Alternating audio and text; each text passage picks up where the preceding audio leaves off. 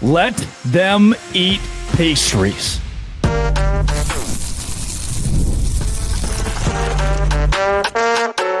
You are Locked On Big 12, your daily podcast on the Big 12 Conference. Part of the Locked On Podcast Network, your team every day. Happy Saturday, everybody. Welcome to Locked On Big 12. I'm Drake Toll from America's #1 Big 12 podcast, Locked On Big 12. If you hit subscribe, I get to keep my job. I was late to recording this post-game recap because I was watching as the Iowa State football team consumed biotic sentient pastry, the cinnamon roll Pop-Tart.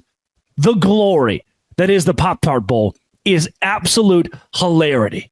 And 42-41, a barn burner, slobber knocker, high flying, old school Big 12 game. Cyclones come out on top. Do you ever think, there are a couple parts of this that make me so happy. The first is Miami, 30 minutes prior, I was like, shoot, we're going to get to eat that Pop-Tart at the end of the game. Then the game ended. And I love the fact there are 100 people in this world that didn't get to watch that post-game celebration. There is a trophy now in Ames, Iowa that can toast Pop-Tarts. And for the 100 people, Miami players and staff that didn't get to watch that, they're in the locker room. And one of the coaches is, you didn't give it your all. You didn't show the grit that we expect out of Miami football. You're getting your butt chewed out, having played your final snap of college football. And 100 yards away from you, some 6'3", 325-pound kid from nowhere, Iowa, is eating a 6-foot Pop-Tart. Yeah, that's the glory of bowl season.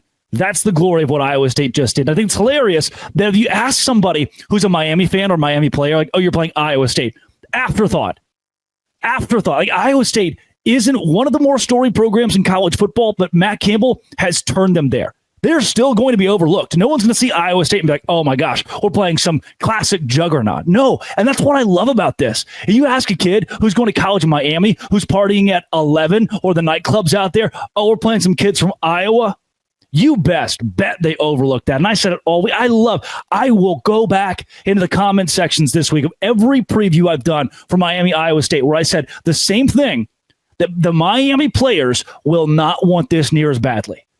Iowa State just won 11 games for the first time ever. This is historic. Massive for Matt Campbell, massive for the program, massive for their trajectory. Cyclones fans should be over the moon with what happened in 2024. For Miami, they've won national championships before. 2 weeks ago, 3 weeks ago, these kids were ready for the ACC championship game that at halftime of the Syracuse loss, they were up by 3 touchdowns, ready to go to the college football playoff. Iowa State, in the best way, is excited to be here. Iowa State is excited to play football. For Miami, here's how stupid, silly, weird Miami football is in 2024. Their star quarterback, Heisman candidate quarterback, went to New York, says, I'll play this game, but only for a quarter, maybe a half. What does he do? Comes out for Miami, who was up 31-28 at halftime, plays 2 quarters and says, I'm good. What kind of teammate? Ask yourself that if you've played organized sports at any level, if you've been in an office space, if you worked in a team, if someone said, yeah, I know I'm the best one here, so I'll give you my best effort for the first half of the project, for the first half of the game, for a little bit of this, and then I'm good. I'm going to bow out. I'm fine. You guys can take it from here. So no, you don't actually get to get into a groove without me. You don't get the backup for me doesn't get to come in and prove themselves. I'm going to start this, and then when it's going well, I'm going to stop. I'm just going to, I'm good. Oh, is it for my future, my career? Yeah. Well, then why would I play the first half? I don't know. It doesn't make a lot of sense when you talk about it, when you kind of pitch it that way, does it?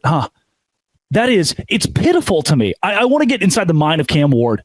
I want to get inside the mind of the coaches. I want to get inside the mind of the starting left tackle. He's like, dude, I'm out here for 4 quarters risking the future, my football future, my career. You're going to play for a half, get us where we need to be, and then dip?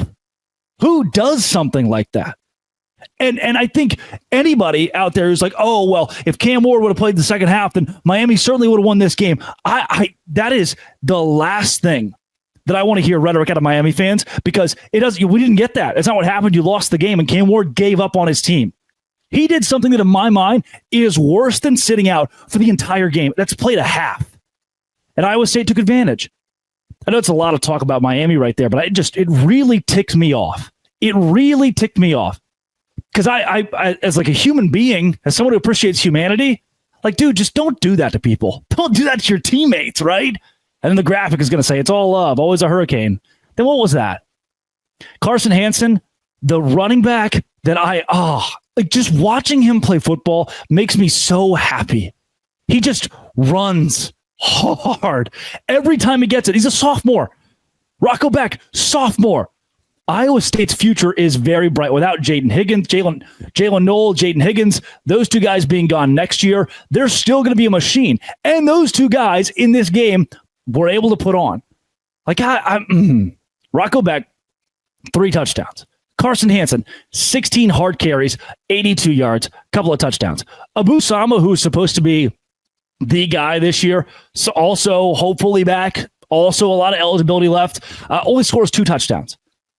I don't know, right? I don't know what's going on there. I'm not inside the locker room, but if Carson Hansen's going to do this, and you now have 2 running backs in the future, don't mind that at all. Noel being gone is tough. Higgins being gone is tough, even though we didn't get Higgins today. Those guys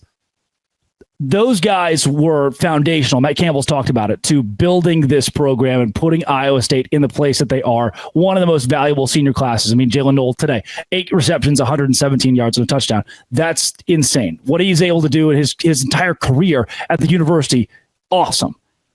Moving forward without them, because you have guys like Rocco Becht or Carson Hansen, is going to be a whole lot easier.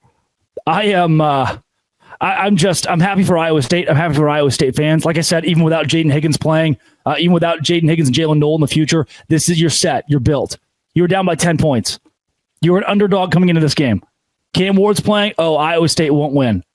And at 38-28, it was like, okay, this is going to be tough to come back from because the offense was clicking in the first half, then things kind of died down a bit. You gave up 524 yards. But Miami, 3 turnovers. That poor backup quarterback looked like he was lost on those last couple of drives. Lost. There was, at a point in this game, an 86.7% chance that Miami would win.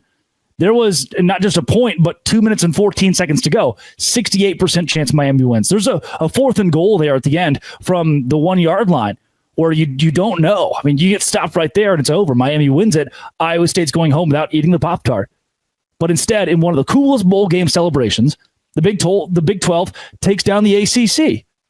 And not just any ACC school, but one of those schools that thinks it should be in the Big 10 of the SEC. One of those schools that thought it should be in the college football playoff. You just proved, the Big 12 just proved, Miami's not all that. They're not near what they said, what they told us they were. Great win for Iowa State, but Miami, I don't believe, the Big 12 beat a very good football team today. But I want to reemphasize, this shows Miami's very good. Iowa State's better. The Big 12's better, right? Miami's very good, but a team that finished tied for first place with 4 other teams. I think all 4 of those teams were pretty evenly matched, are all better than Miami. So yes, the Hurricanes are still good, but the Big 12 has to get more respect. The same level of respect as a Miami. A game like this proves that. A game like this is big for the conference. Yes, we got the Pop-Tart. Oh, that trophy's on our campus for the rest of time.